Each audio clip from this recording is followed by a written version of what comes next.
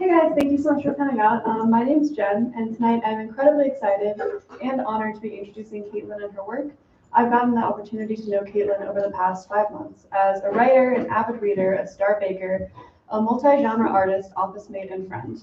When I think about Caitlyn, one of the first words that comes to mind is determination. She's one of those amazing people who never wavers in going after her writing with full force. She's always thinking about her work, observing the world around her, and never fails to have a thoughtful opinion on any book or piece of art she encounters. I think I can speak for our entire cohort when I say we will all want to work and write with Caitlyn's level of motivation and dedication. When she wants to make something happen, she makes it happen, whether that's writing 250 words in 6 months, getting herself to Vegas to support her favorite musical artist, or moving across the country to start an MFA program. On top of her determination and talent, Caitlyn has shown herself to be one of the most thoughtful people I know.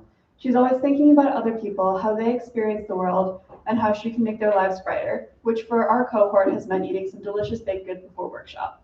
I know one day I'll be able to fill my bookshelves with Caitlyn's brilliant novels and writings, examining the complicated questions of place, queer identity, family, and the underwritten emotional landscapes of men. It's a difficult task which she handles with a grace and attentiveness I admire every day. Please give it up for Caitlyn.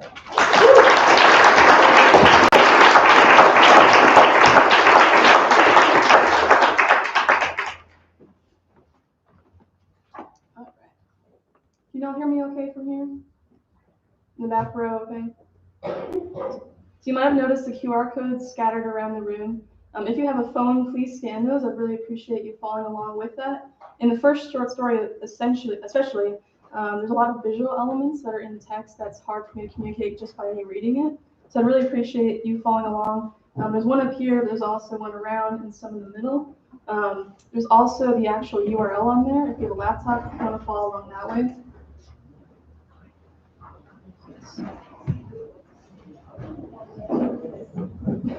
I'll give you all a second to do that.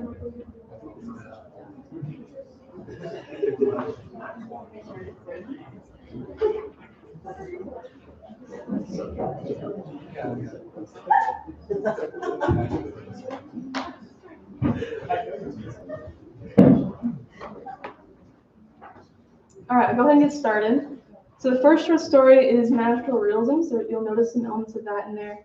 The spelling of it is important as well. If you're looking at your phone, ANI-MALL, so it's called animal.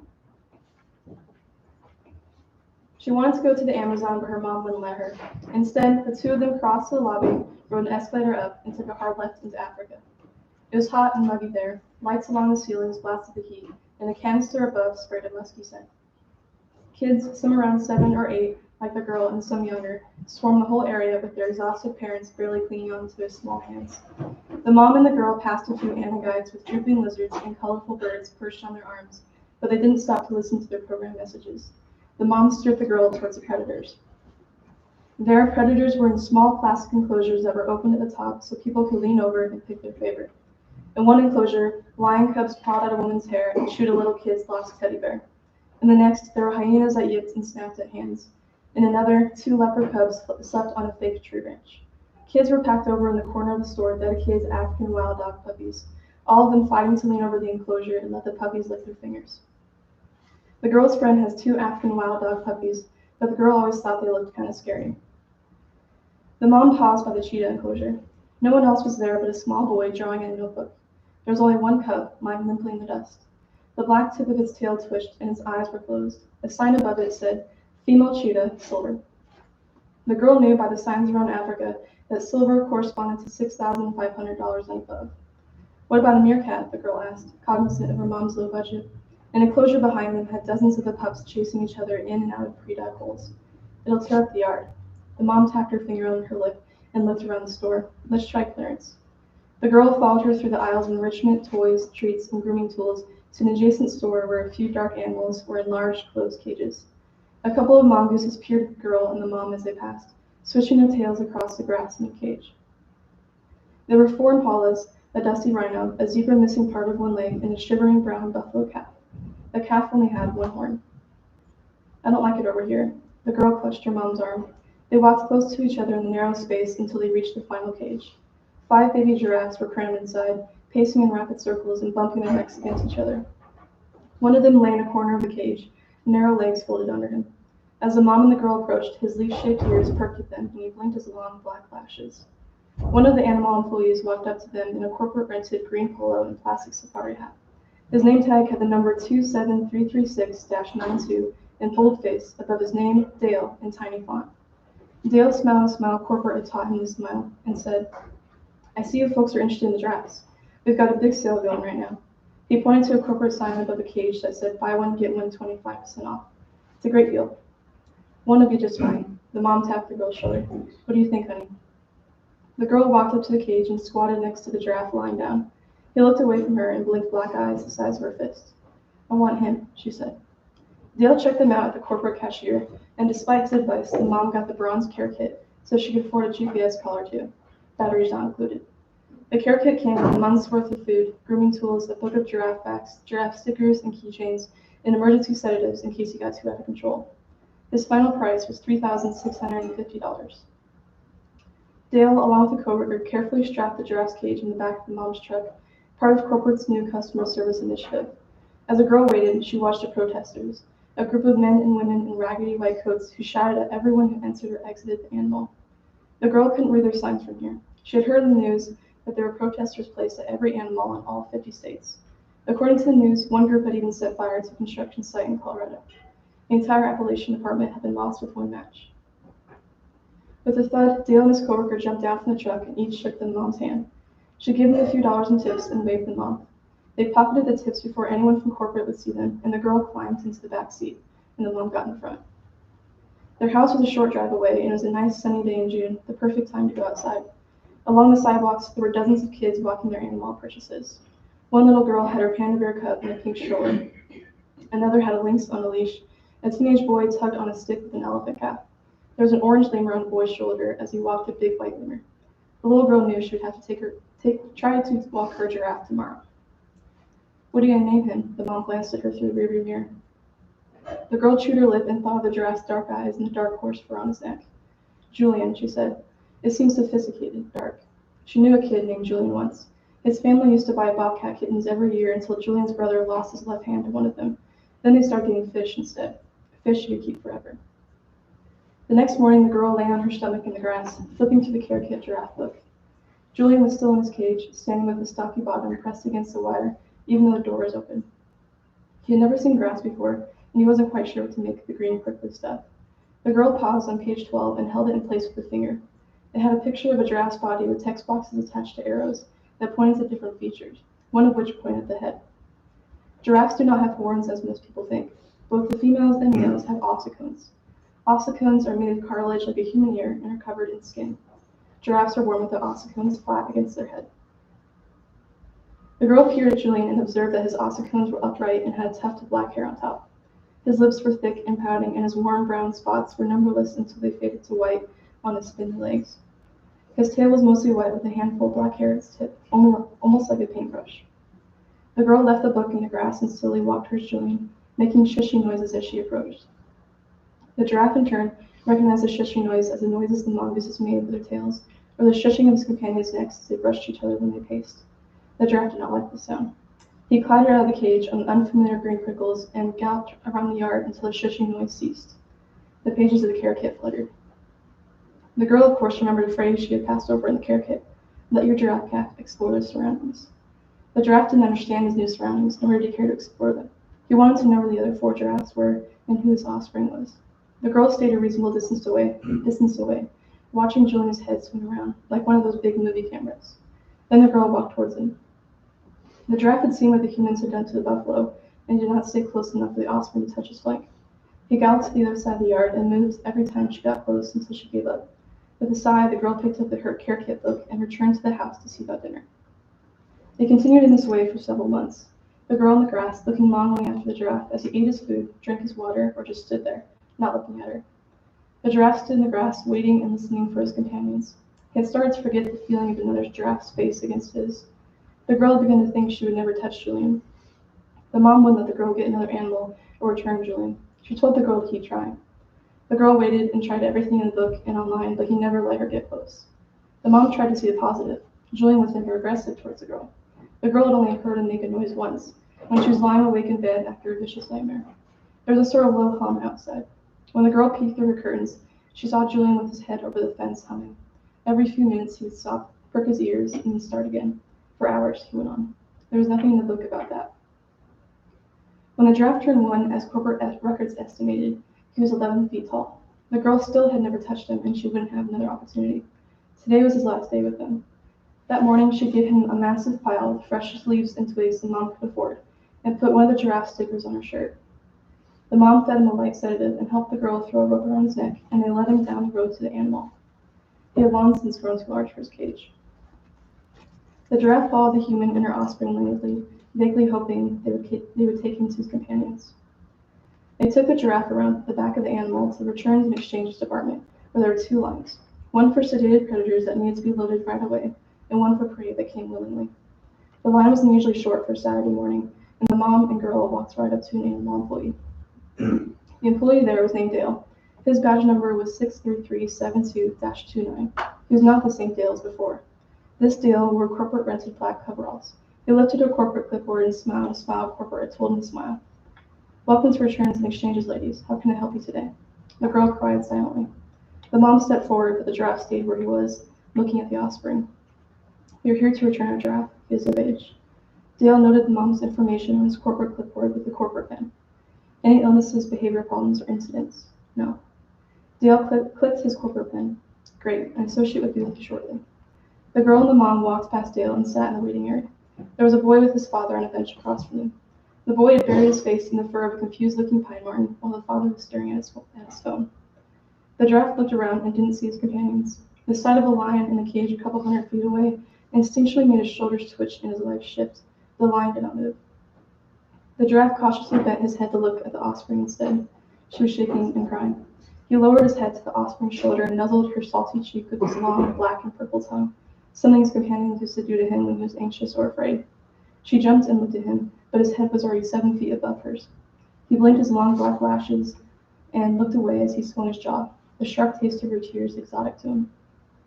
The mom and the girl waited 30 minutes for an associate, not named Dale, to come for Julian.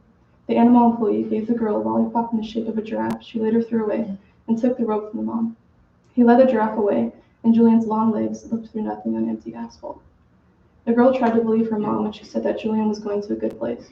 The commercialist said adult animals went to zoos around the world where they lived with other members of their species and were given the best care possible, the last care kit they will ever need, the sign said.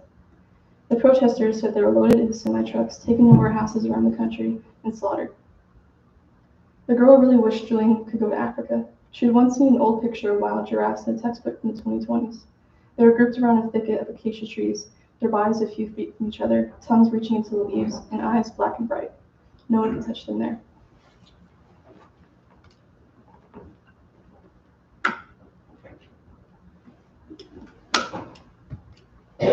All right, so the next thing I'm going to read is an excerpt from the chapter of my finished novel. I have one novel that's about halfway done. I have this one which is finished and is being sent to publishers, and the one that I'm working on for my thesis. And I chose this one because it's a flashback chapter, so you don't need any kind of context whatsoever. The only kind of interesting thing to know would be that the main character in it, Aiden, she's about 9 at the time of this flashback, and then the actual novel, she's 23. And in this flashback, doesn't really give you much about what the novel's about itself, and I did that purposely so that you can get a kind of sense of who the character is versus what the novel's about, since you won't be reading the whole novel. So this is from Chapter 8 of Fire Escape. Next May, Austin was leaving again, but this time it was different. Their parents didn't talk or plead or bargain. Dinners were munched in silence, and any car rides into town became just the sound of the tires chewing the gravel. Meanwhile, everyone was talking about it at school. Austin was the first kid at DeMont High to be admitted into NYU. It didn't matter that he was the first one to apply. Teachers were baffled but excited, and the principal suddenly became interested in the Kelly family. Even Aiden's teachers started paying closer attention to her grades and urging her to take part in more extracurriculars like Austin had. They wanted her to build up the same resume he had. Aiden was 9, but she wasn't interested in resumes. This time she knew Austin was leaving, but she didn't understand why he wanted to go back to New York City. High school graduation happens, class of 52 students. Summer happens, hot and dizzy, mosquitoes filling in the haze. Aiden read with Austin on the porch or helped him in the stables. She noted everything he did and copied it on her own because she knew she would have to manage things, especially after her parents bought a new horse for work on the farm. a muscular mare her dad named Badge. Badge's warm sorrel coat and blonde mane and tail made her look like a horse in a Disney movie, but she was far from it. Aiden didn't go near her for a long time, terrified of the easy flare of Badge's nostrils and the heft of her hooves against the hard-packed ground. But Austin was patient and easy with Badge, giving her time to trust him before he even stepped foot in her stall. Austin was good at being patient. August began and Austin left on a Tuesday, the cheapest day of the week to fly. Aiden saw Denver International Airport for the first time, white and sleek like she imagined a sports car, though she'd never been close to one. There were so many people in the departure area with their suitcases' wheels rolling across concrete and their car trunks slamming that Aiden folded in on herself, grasping Austin's hand and feeling 5 years younger. Her dad packed Austin's suitcases onto a cart, then climbed into the car and waited. Austin hugged his mom and she cried, and she went into the car and waited. It was Aiden's turn. Austin knelt in front of her and Aiden backed away to the edge of the curb, all the raucous sounds and harsh smells closing on her. "I'll call you every day," Austin said faintly. Aiden lost track of her breathing as she stared at the dark cement. "Aiden?" She felt his hand squeeze hers, and she went through her motions, making a fist and using her thumb to press each finger until she could feel less overwhelmed. A trick the counselor at school had taught her. "There you are," Austin sighed. "I'll send you lots of pictures and all." "Are you coming back this time?" Aiden asked. Austin glanced at the two figures waiting in the car. "By Christmas, I promise." 4 days stretched into 4 weeks, into 4 months. Aiden's dad rescued another horse, this one sassier than Badge ever was. They raised a few more chickens and downsized the cows. Their days were long and quiet, and her parents sunk deeper into the living room furniture. Throughout it all, Austin kept his promise, emailing her photos once a week and calling her every day at 5 p.m. until he didn't. He was busy, she was busy. Everything seemed so far away, like looking through museum glass. The town's whispers about him died down after a few months, and Aiden became the Kelly girl, no longer Austin's sister. They conveniently erased him, but she couldn't, and her dad couldn't either. Austin was everything her dad talked about and wished for, the photo of him and Callie in the tack room, like a shrine her dad kept up but gave up praying to. The moment he'd come home for Christmas break was the moment Aiden realized she wasn't so far away. A 4-hour plane ride for him, a 5-hour drive to the airport for her. Aiden had run up to him in the airport, just like those videos where military family members come home and their kids sprint to them and jump into their arms. It felt just like that when she leapt into Austin's arms, even as other people tried not to see. Austin kissed her cheek and he almost cried until her dad walked up. They hugged tightly and quickly as fathers and sons do, then their mom approached them. She stroked Austin's arm and smiled but said nothing. Aiden remembered Austin looked better. He lost weight, but in a way that made him look lean. His hair was shorter and his face was bright. He looked happier than she had ever seen him. Austin tousled Aiden's hair and handed her his backpack to carry. It was heavy and smelled like old shoes. Their parents had started walking out of the baggage claim, but then Austin had said, "Wait, I want you to meet someone." Frank was taller than Austin and very handsome. Austin introduced him as his roommate, and Frank shook all their hands. He gave Aiden a gift, a necklace with the Statue of Liberty at the end, and Aiden thought she should have known then, the way Austin studied his parents' faces and reactions while Frank talked. It was a test. They only had a few minutes with Frank before he had to leave. He had flown with Austin from New York and had a brief layover until his next flight took him to Boise, where his dad lived. Aiden's parents had acknowledged Frank but hadn't asked him much, their faces scanning them both, their eyes asking, "Roommate?" Aiden had heard the way her parents used to talk about Matt and Austin, how they tried to urge Austin into sports, sticking with more work on the ranch, give him a curfew. All she could think about on the walk back to the car was that New York looked good on Austin. It completed him in a way DeMont never had, and she was okay if Frank was a part of that now too. With all of them piled into the car, Aiden cornered Austin in the back seat for the next 2 hours, asking him endless questions about his life in New York, while twirling Lady Liberty around her fingers. She wanted to know why. What was so special about New York City? And among his exciting classes in the beautiful parks, one name popped up over and over again. Frank, Frank, Frank. They drove through the 2 blocks of DeMont's downtown, and Austin pressed his forehead against the glass. Aiden wanted to think of something different to point out, something to break up the monotony of what the two of them had grown up with, but she couldn't. She couldn't think of a single thing that had happened here in the last 4 months. Nothing had changed since Austin left. Did I expect it to? Did he? She wondered. When they finally got home, Austin leaned against the car and stared at the snow lying unbroken and smooth across the ranch. "What's wrong?" Aiden blinked at him. "It looks like shaving cream," he said. And that's the end of it.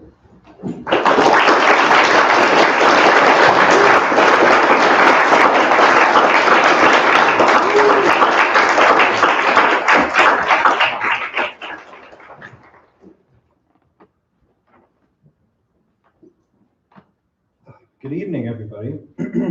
So I'm Tyler Michael Jacobs. I'm really excited to be up here tonight introducing the first poet for the Prout Reading Series this semester. Michael Morris's poems are elevated by an expansive curiosity and an incredible urgency to know what we never see or possibly overlook. When we lose something beautiful, the world takes pause. Morris's poems are an exercise in heuretics that counter such loss with reimagining and reshaping the idea of a circle, of map lines that vein through a body, of a swan's paddle, or a history through a grandfather's rosary. His poems are a pause, as if we've lost something beautiful, or simply overlooked more than we thought. Michael Morris is a first-year MFA candidate in poetry. Originally from Rochester, New York, he studied classical guitar, music performance, creative writing, and English at SUNY Fredonia in upstate New York. His work has been featured in the Fredonia publication, The Trident. His interests include nature writing, metaphysics, the macabre, and magical realism. It's my honor to introduce such a wonderful poet, Michael Morris.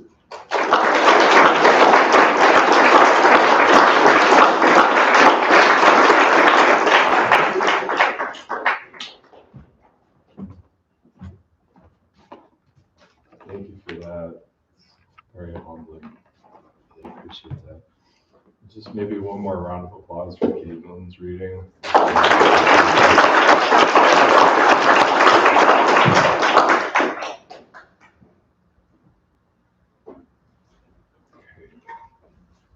So this first poem is called Praying Mantis. She bows her jaw, an appearance solemn. Eastern missionaries thought of her joining in prayer and named her. In exchanges of unequal measure, they tied her to the bedpost with the thread of an oracle. Widows become the hourglass, their teeth shatter. A paralyzing puncture through neck in a hummingbird's last song. She thrusts to assemble broken wings from the knot I never meant to tie into. I think of the other girls, names in their throats, how they never knew what their mother did. She froze in the winter as we sat and warmed lullabies in an Uthaka pod. Now she adopts her appetites and our calculated entanglement. She separates our brief ecstatic coma in a thrust below waists. The page of Psalm 38 wrestles with the wind, a spasm of limbs. So this next poem is called a haibun. It basically is, it's a travel log. The first part of it is a prosaic section and then it ends with a haiku. And this is called, it's a Miami haibun. I trade sleep for the twist of my body into parts on a hotel bed. Each mattress springs hooks to a limestone road in the fiction of Atlantis. The submerged myth pretends it's a fault line. I call the hotel the all-night television, vacant where perfume disappears. The scent is a different south in citrus, a tremor in my compass needle. The orange rind of bar soap peels replicated dreams from each hair, one at a time. I'm a beach sleepwalker with Bermuda song through the ocean current. I compete with the ocean for a missing piece like the coral rocks punctuate the sand. My fingers are magnetized to the memory of bloom. This is the coral that hid the venom of lionfish, pucker of surgeonfish, and every ribbon of sea hair. The song shuffles down a web of stars. All the neon desires more than peripheral vision. The quiet point posits a violet hung through glass tubes versus the fold of wave. My foot is still asleep on the morning sidewalk. Rum has corroded this man's breath and his voice at a rigged stoplight. He points at the sky or a fourth floor window with the design of a prophecy. Car runs a red light. Extinction only refers to the sun like a distraction, the perfect distraction of a grand light opening contraption. Three beams inch into each other. inventing the small space between a far and a rival. When the lights spread, they remember how to create one beacon, the synchronized mechanics of becoming one body. I see the night highway that moves people out of here, purple like columns cross under the concrete ghost of haphazard travels. The ball dropped today like a ring from a car door left open with the key left in the ignition, a new year. Blind January, 3 goals circle, kiss center to learn a disguise. This is called Two Birds. Swans glide above water in perfect off-white calm. Webbed feet paddle frenetic in inherited movements. Blood informs the machine of bones becoming ossified while swimming. They learn to shimmy fast but perform as though everything above the surface is levitating, a nimbus, dependent upon the dark underwater ruckus of muscle. Release doves know the same chaos of muscle, their crippled wings fluttering in small dark cavities and dirty cages, a homing bird with no nest to home. They jostle in the cardboard blindness as hands calculate the opening to predatory habitats. We created their symbol, their home, but our signs and language die alongside the pale white bird. It's simply a production of celebratory optics, released simply as a spectacle most will miss. And this is a hustle. It doesn't completely fit to the form, but I played with really just the suffix at the end for this one. And yeah, I like the way it turned out. So, all right, this is Hustle. It's also called subtitle Espionage. The rain and sirens of our city at night create running heels to locations soon redactable. We waltz in threes like film noir in a complicated rush under cinematic bells. We click highballs and speak false trail to eavesdropper, where that moment plots turn to variables, characters lost in the ticking travel by train. Every word turns over into something encrypted between us. Consider the contents of this attaché case with directions to a rendezvous point where our bodies can format what's warm into games of chance, perhaps even marbles. Who knew such games and stories could unravel us, even when we cut and glued the film? Worn out reels, a last train stop, a safe haven where we cooked, danced, soon rubble. We tangled into our limbs in the needed silence. You say my name like I'm a spy. It rang out in soft, monstrous glass shattering decibels. Okay, so the title of this poem is, it's brackets with ... an ellipsis. So I call the poem Ellipsis. I see ellipsis and read the words creators put before the first point. The first point was infinitesimally small and it contained everything. This point is the same dot we place on every I that we send in letters, essays, songs we write. We hope the I's become we's and someone will connect with what we've created, like the spirit creator who was the initial point. What if the point we call spirit became aware, conscious of 360 degrees, and all the eyes looking at its movement, and all blossoms and growth of creation? The spirit created one perfect circle, flooded this place with primordial water, an expansion of the spirit point, and the spirit kept drifting and decided to create a second circle, Vesica Pisces. Where the spirits overlap, the overlap became the creation of light, where all photons shine through us. Is it difficult to believe that all the movements of the spirit on primordial waters are still happening now, hoping we'll notice or bask in its beams, flares, and momentous glimmers? The spirit performs its pivot to glide along a circumference point into a third circle, the Holy Trinity. Mind, body, and spirit coalesce into rapid succession of circles. Take 7 circles in a 2-dimensional seat of life forms, like a child's drawing that's both sacred and a snapshot of color and potential celebrated. 6 more circles, now 3 dimensions, the egg of life.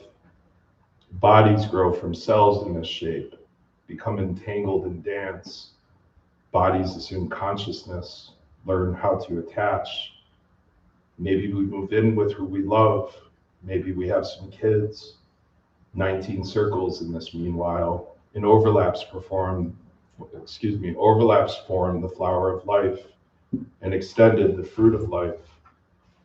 Some lines add to the perfect design, and platonic shapes appear as elements. The water in the pool out back, the kitchen fire inside that needed taming that got out of hand, the earth that will be buried under, the air that pulls bodies into one another, creating moments when brushing hair out of our faces, the ether that ancients believed moldable.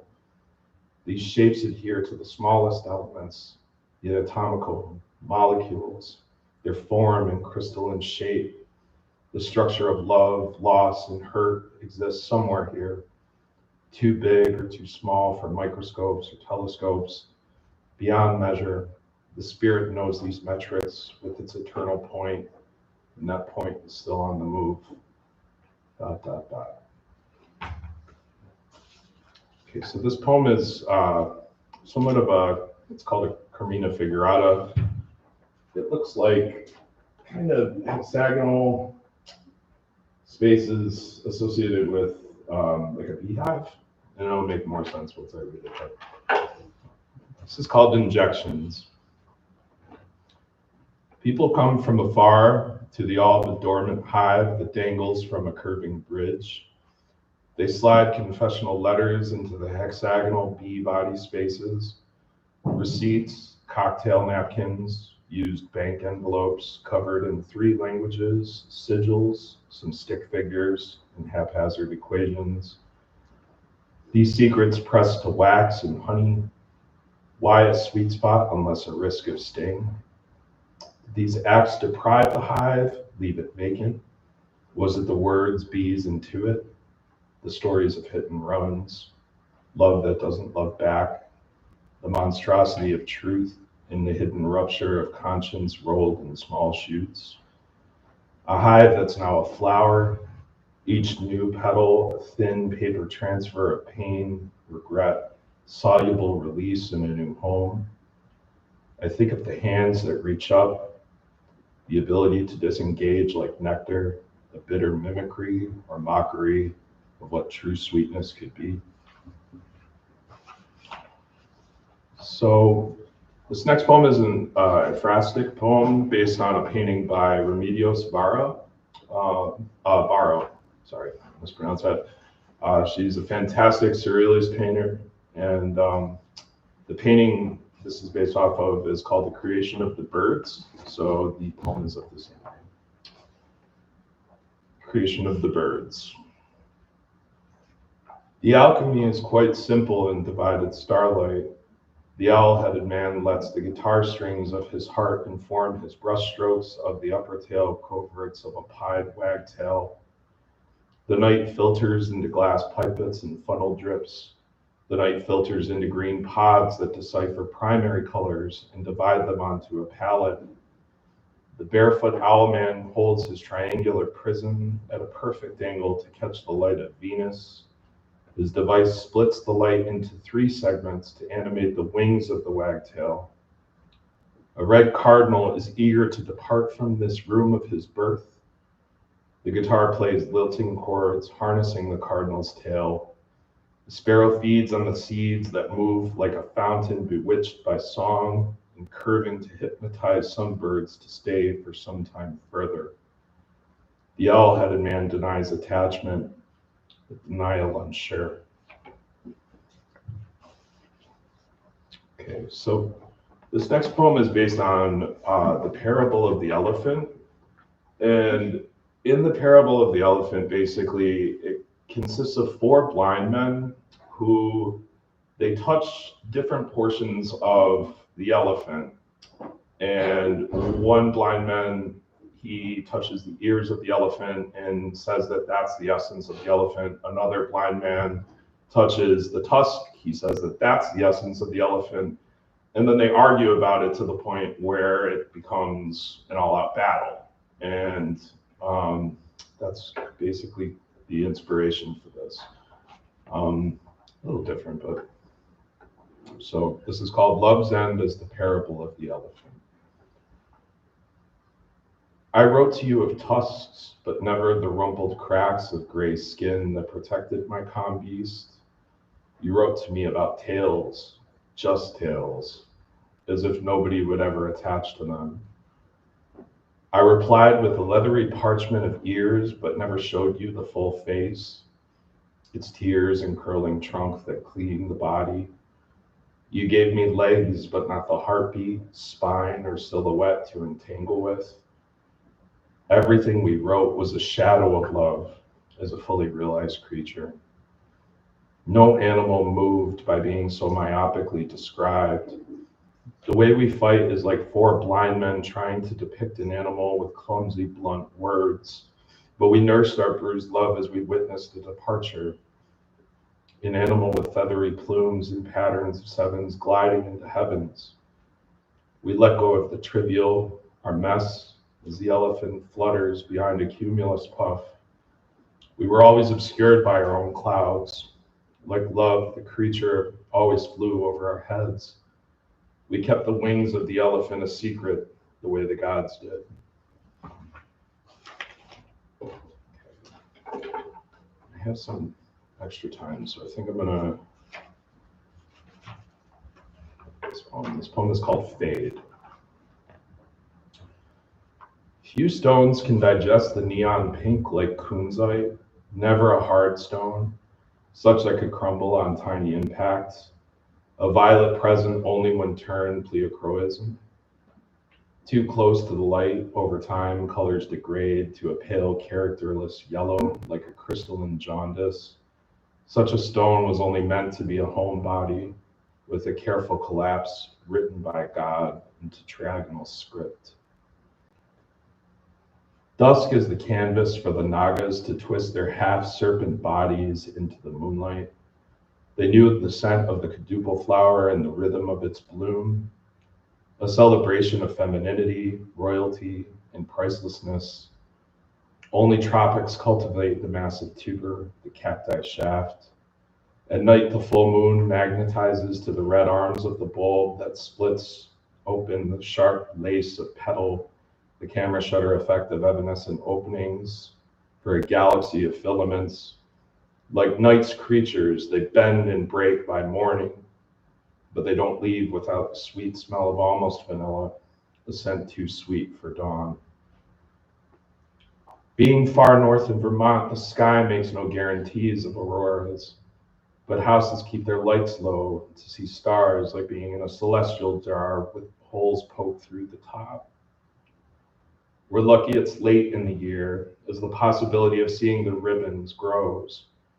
The flicker rose and smooth and undulates, vibrates in tourmaline green, iridescent, slowly divulging its indigo and soon violet.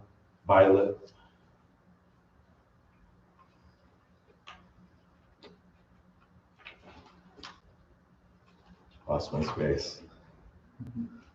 It's a curtain or a partition reminding man of the Tower of Babel. This is God speaking through the humming of particles, the every now and then when electrons, protons, get sent into their cool colored home. As we analyze a swirling mass for a sign or meaning, we swear we see a human face, a horse, rose, or chariot. The shapes meander, meaning mutates. Only a pitch of violet now as eyes swim through the holographic sky. No meaning is derived. This is called The Way He Prayed the Rosary.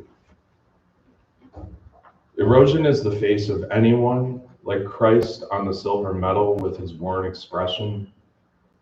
Grandpap kissed the Manifest Apostles' Creed and fingered over the vine of Hail Marys pulled together in chains, the sound of flesh creating a cherubic song between prayers. His synapses rolled over the turns of beads and aging seasons, thoughts of Jesus at 12 in the temple, thoughts of how children grow up too fast. How did children catch on to secret languages, his sons picking up his Polish like the tongues of Pentecost? Grandpap carried his rosary driving over bridges and tunnels through Appalachian mountains, the mountain tunnels of Pittsburgh. He contemplated mysteries at intersections before dawn. Grandpap was a huckster who prayed for ripeness, for no bruise, ding, or blemish while considering the proclamation of the kingdom. He hustled like a priest delivers penance. Prayers is conversation between both wood and skin, each pore of the wood a micro sliver as if the finger encountered a thorn instead of a prayer bead. Prayer beads now alive and warm in my pocket. I was told his rosary reminded him of the depression and resurrection, times when prayers were swollen, innumerable, and stretched across more than 5 decades. After each long day, he prayed the rosary in his special chair and drifted into dreams where people still spoken and prayed in Polish. He kisses the syllables of Mary and Father into black painted wood. Those prayers swung from his hand with the Glory Be waiting to be finished to spell the faces of Mary and baby Jesus. St. Christopher blessed his travels to Mount Oliver, the hill district that he deemed dangerous, the Brentwood and Baldwin areas. He let his fingers describe barrels of wine, walls of moved rock, conversations with angels, the fetus that kicked. I moved through his dreams as he shifts to the mother leaving the planet, body and soul, to be crowned in heaven. The fingerprint washes the confused apostle's feet. The thumb's pulse considers Jesus' speech and falls, each bead a breathing design to awaken him. As he sleeps, rehearsed lines burst from the rosary's dangle. Everything blessed is in this orbit. This is my last poem. This is called Drive. Back roads were designed to twist, where crop heads measure a man. Speed limits implied or intuited, sometimes both. There's only one flashing red stoplight where a town likes to hide. People engage in what keeps them hidden amongst cars that often stop. A bar collapses into shadows, a gas station where outsiders know their namesake. Some summer I'll learn the route, the imaginative traps by heart. I pay mind to the houses with the most land, how far back houses are settled. I wonder what these houses hide aside from their wealth. Further down the road lies a veal farm. It's impossible to miss. Defining creatures is family business, and generations decide whether muscles can grow. Some autumn ago on the highway, I struck a deer and a clatter of hooves like tom-toms on the hood of my car. The body was swept upward into impact. When I exited the car, I thought of the satisfaction a police officer would harbor by getting to use his gun. The body ricocheted perfectly onto the shoulder. No cry, no pain, just an exit. The fur entangled in the car's front grille like a machine that wants to disguise itself as alive. I might have cried that night.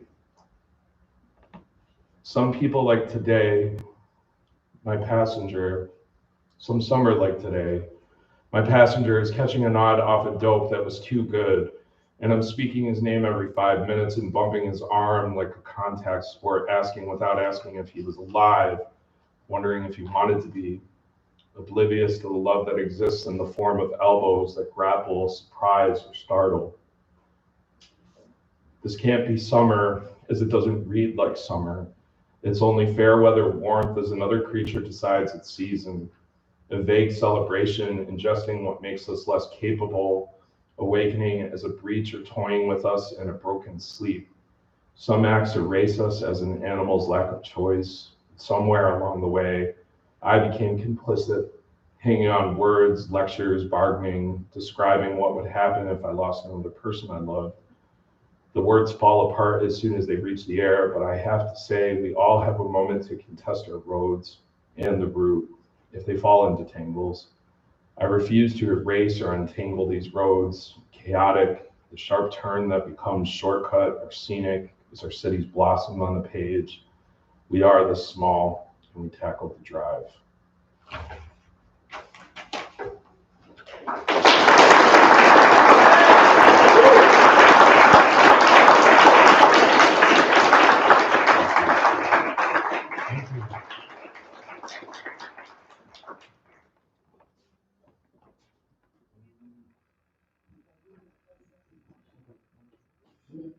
Yeah, did we stay put? Yeah. Okay.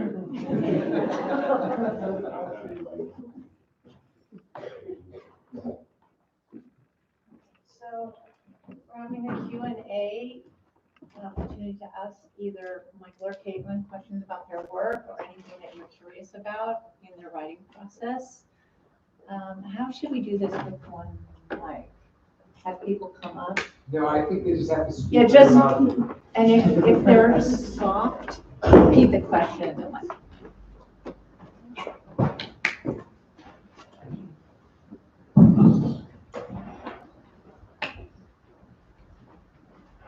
Here's a question. I have a question for Caitlyn, right? Mhm.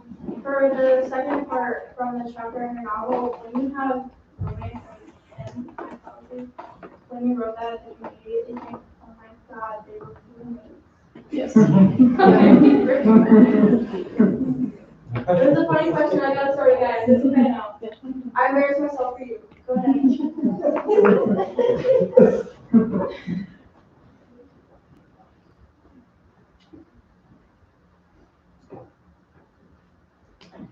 Quiet. I'll ask Michael a question. What do you got? What's your writing process?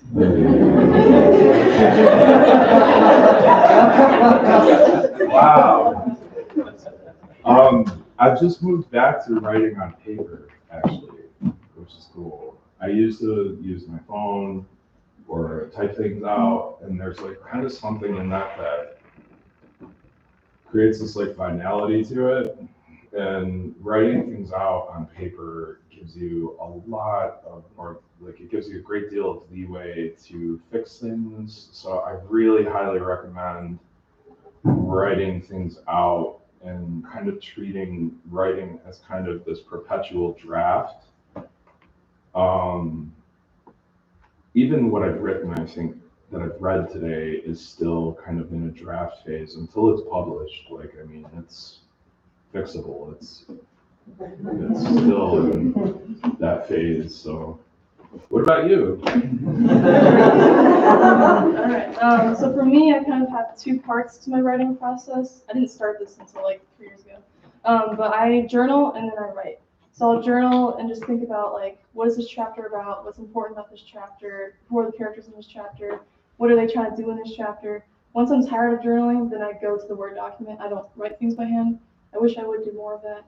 Then I go to the Word document and I just type until I get tired of that. And then I go back to the journal and I write in there for a while. And that's a way of me like both doing things by hand, but also on a Word document and just kind of having like a tireless process of like doing this and doing that. That way I'm always productive and I always feel productive. I always have something that's there and done, even if I don't have a whole chapter done. Cool. Okay. For both of you, what's your favorite genre? Wow.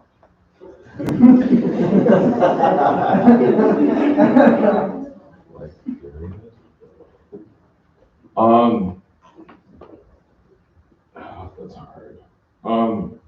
I really like magic realism a lot. I know that that's not really, there's not a whole lot of that intersecting with poetry necessarily, but like, that's really kind of my favorite. I love that. Oh, the mic, sorry. Can you guys hear me now? I really like magic realism a great deal.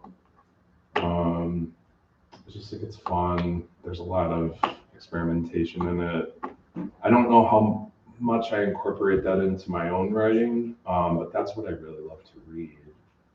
But yeah, that's for me. What thing? I started off in fantasy, so I still have a soft spot for that. I was in a thing called the library club in middle school, where we were just like the early kids. We type on computers all morning and have little stories. So I started off in fantasy, so I have a soft spot for that. But I really love magical realism too. Like Karen Russell, fantastic. Read anything by her, 100%. And then I also just read general literary realism too. And the flannel shirt. This is for Caitlyn. When you are writing your novel, what do you focus on primarily? Is it like characters, themes, plot, or all of it? That's where the journal comes in handy because I don't have a process with that. I just kind of think on the fly, like today I'm going to talk about characters in my journal. So that's the day that I focus on what does this character want, what's in his way, what happens if he gets it, what happens if he doesn't. So that day I might focus on characters. And the next day it might be something completely different. So I really don't have a focus per se, but it's just day by day.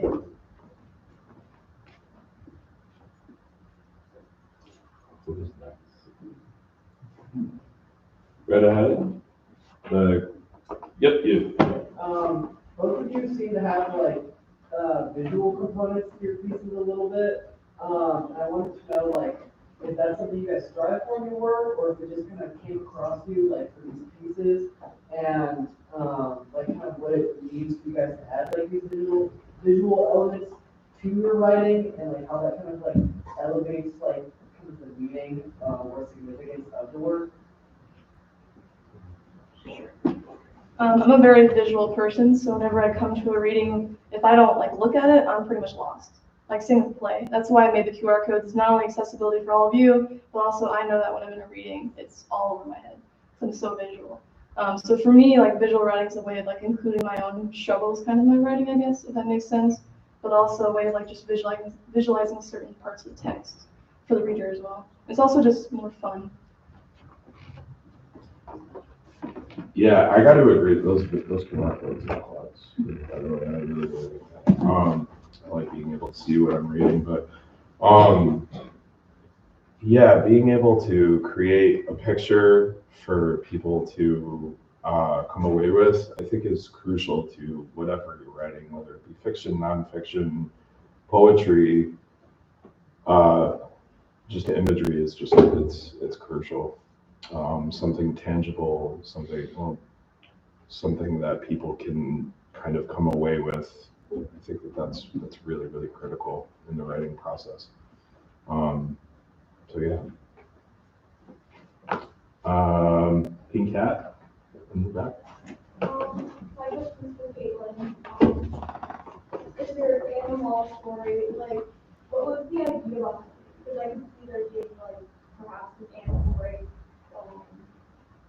being there or something, but I just really feel like Yeah, for that one, I based it on when I went to Disney World. I went to an honors conference there, and we talked a lot about the hyperreality situation that's going on there, of like how they produce things for a certain purpose. There's also hyperreality behind producing that, behind being a guest there and working there. Like it's its own like government practice, its own police force. So I really drew inspiration from Disney World and thinking about how could you translate that into even more commercialism with animals, because I feel like if this was possible, people would do it because you can make a lot of money from it.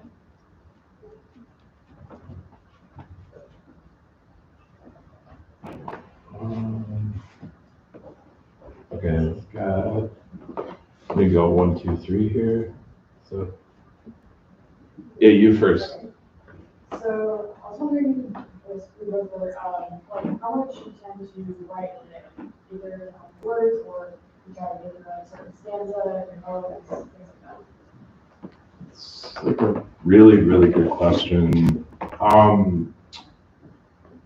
I try to write a little bit every day. I don't try to necessarily like finish a piece in a day. I'll try to write there's a good method that actually like the person who introduced me, Tyler, has come up with, where you like write, you set a timer to write, and then you kind of go off and do something else, and you come back to it again, set a timer, and come back to writing. I think that's a really fantastic way to kind of give yourself those allotted times to write without kind of those like painstaking, like getting stuck on something, because if you have that specific allotted time and there's something that's just not like jiving or jimmying or whatever, like you have kind of that time limit, like, and like if it's just not coming, it's just not coming. But yeah, I mean, I try to do kind of exercises like that at this point. However, if something is flowing, just go for it. You know what I mean? Like that's, I don't know if that's the best advice, like, you have other classes and stuff like that, but if the muse is there, follow it, ride with it.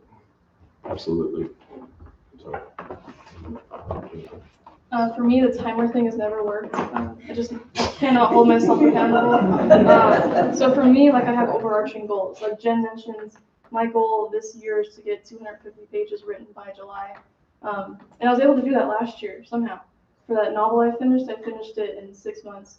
I don't know how still, but that's the goal I'm setting for this year. And it's not, for me, like when I set a goal, I don't give myself a consequence or a reward. For me, just getting there is enough. So if I get there to that point, there's no like downside of like, oh, I'm gonna take this away because I didn't get there, or oh, I'm gonna buy myself a book when I finish. Like it's just, you finished it, so that's what you got. That is. And then also, one of my favorite authors, Frederick Bachman, which if you haven't read him, read him. I'll always say that to everybody I ever meet. He's incredible. I recently watched a video he did where he talked about how whenever he goes to the computer to write, he never just sits at a computer. He goes to the computer with an idea and something that he wants to write, and that's what I usually do. I go to the computer with like, I'm gonna work on this, or I'm gonna work on this character, or I'm gonna write 10 pages, or I'm gonna work on ending the story, and that just works for me. Okay, we have a couple other people. Do you want to go first? My question is, why did you start writing and why do you still write? Wow. Why? You're up. Yeah. No, I can go ahead. I don't know, to be honest. I don't know.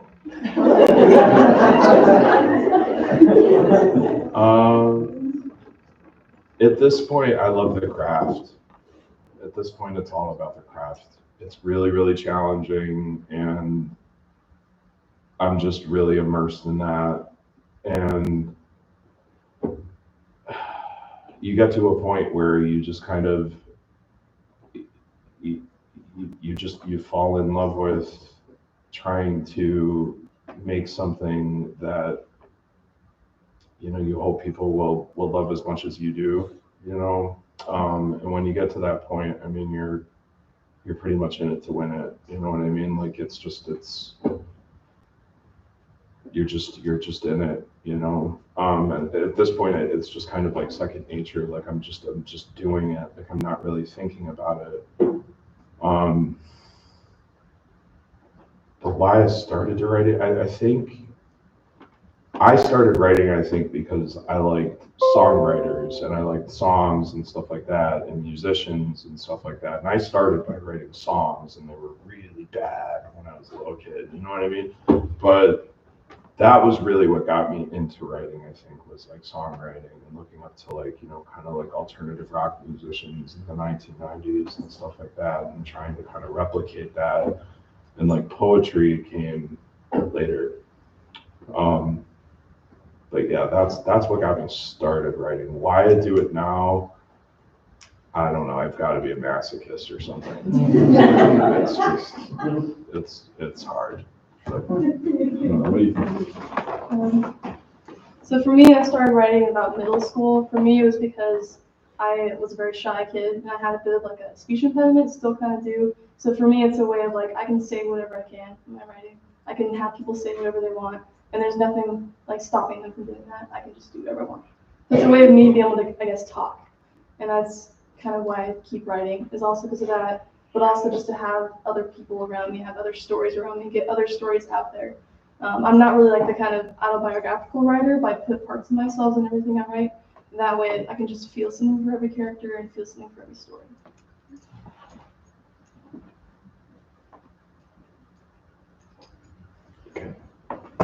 I have a couple of questions for you.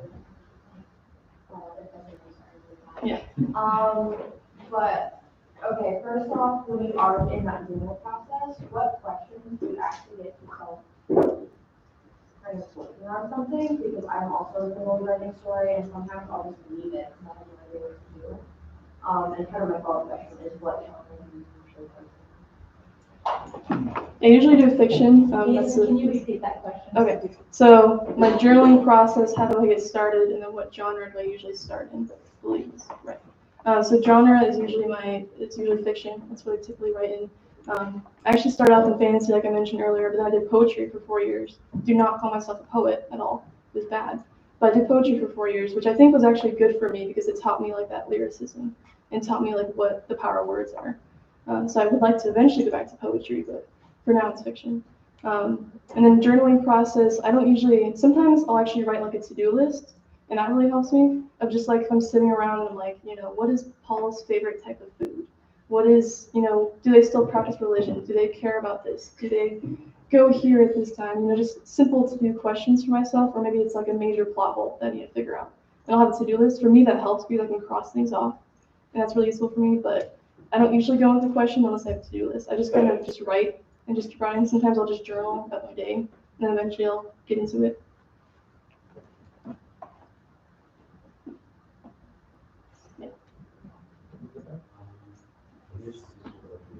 What's the hardest part of your process and how you work through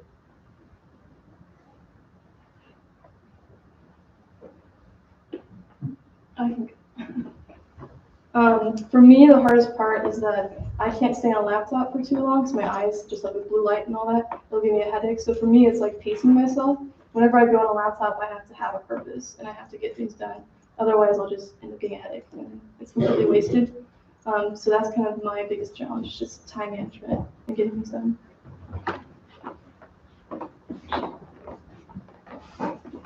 My hardest part is probably knowing when to consider something finished for the time being. I tend to overthink a lot of things, word choices, even up till today, I was still crossing things out and writing things over, just because things just weren't reading the way I wanted them to. So it's just kind of knowing when to, it's just kind of a personal thing, like knowing when things are good to go, like ready for launch, and yeah, it's tricky. I don't think there's an easy answer for that either, because I think everybody kind of feels that way, in which like there's always room for revision, even after something is quote unquote finished. So that's probably my biggest challenge. Anybody else?